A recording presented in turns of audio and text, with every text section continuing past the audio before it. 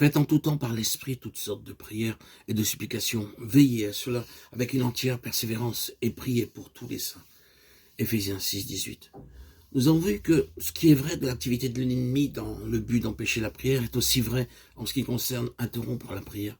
Je ne veux pas dire simplement que lorsque nous prions, nous éprouvons des interruptions, mais il a une manière subtile d'intervenir pour entraver la continuité de la prière.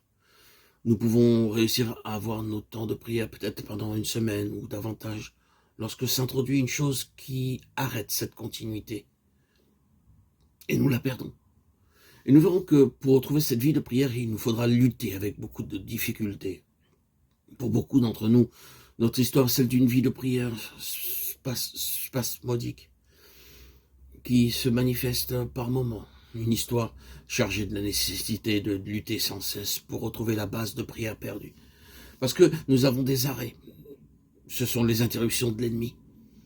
Et c'est là qu'il nous faut veiller. Il nous faut spécialement veiller contre les réactions après un temps de prière intensive. Veiller à ne pas nous relâcher, en sentant qu'après un temps très sérieux, nous pouvons prendre des vacances spirituelles. Il y a toujours un grand péril, comme David en a fait l'expérience. En un temps où les rois étaient sortis pour la bataille, il monta sur le toit de sa maison. Et ensuite, ce que l'ennemi n'aura pas réussi à empêcher, ce qu'il ne peut pas interrompre, il cherchera à le détruire. C'est-à-dire, il dirigera son attention ensuite sur notre vie de prière, afin de la détruire. Nous pouvons avoir un temps de prière intense, nous pouvons avoir une série de moments de prière intense, et l'ennemi cherchera toujours, s'il ne peut pas attaquer directement notre vie de prière, à l'attaquer sous un autre angle, qui ne semble pas être directement lié à elle, mais par lequel nous serons indirectement paralysés. Notre vie de prière peut être très forte et bonne et consistante, alors quelque chose arrive dans un autre département de notre vie, dans une autre relation, de sorte que lorsque nous voulons prier, nous voyons que cette chose a jeté un coup direct sur notre vie de prière et nous sommes incapables de prier avant que cette affaire ait été mise en ordre. Il nous faut reconnaître dans ce que nous disons que toutes ces choses ne sont que les efforts de l'ennemi et d'un plan fortement organisé, ou bien pour détruire notre vie de prière, ou bien pour l'entraver. Nous verrons ainsi que le point central de toute chose, c'est notre vie de prière. C'est lorsque nous en arrivons réellement à prier, lorsque nous nous livrons à la prière, que nous découvrirons exactement où nous en sommes en relation avec toute notre vie.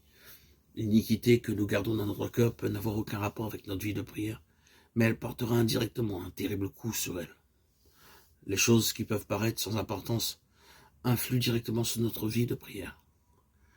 L'ennemi nous entoure toujours de toutes ces choses afin de détruire notre vie de prière. Nous subissons l'influence de tout l'état des choses lorsque nous nous adonnons à la prière.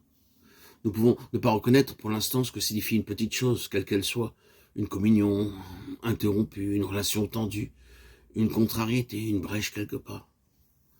Nous pouvons ne pas reconnaître exactement ce que cela signifie, avant de nous donner à une forte envie de prière. Et nous verrons que cette chose a frappé à la vie même de la prière. Nous ne la retrouvons pas. Cette chose est là et nous sommes retenus ici. Et nous découvrirons alors qu'il s'est exercé une action subtile à la circonférence de notre vie, qui nous frappe au cœur même. L'ennemi cherche à la détruire, pour ainsi dire, à jeter des obstacles qui la rendent impossible, des choses de l'extérieur. Je pense que nous pouvons tous suivre ces pensées. L'expérience l'éprouve.